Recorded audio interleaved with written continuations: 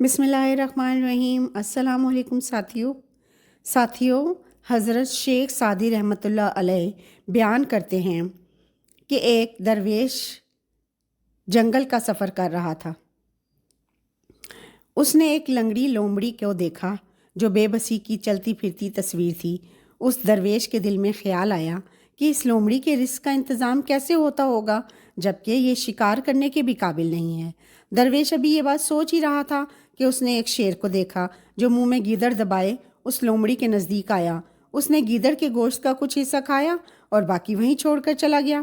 لومڑی نے اس باقی کے گوشت سے کھایا اور اپنا پیٹ بھرا۔ درویش نے جب یہ ماجرا دیکھا تو اسے اتفاق قرار دیا اور یہ دیکھنے کے لیے کہ یہ لومڑی دوبارہ اپنا پیٹ کیسے بھرے گی وہیں قیام کیا۔ اگلے روز بھی وہی شیر منہ میں گیدڑ دبائے اس جگہ آیا۔ اس نے کچھ گوشت کھانے کے بعد باقی ویسے ہی چھوڑ دیا۔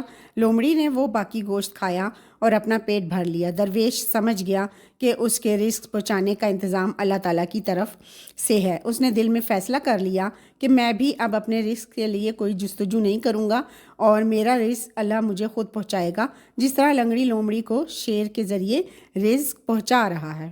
درویش یہ فیصلہ کرنے کے بعد ایک جگہ جا کر اطمینان سے بیٹھ گیا۔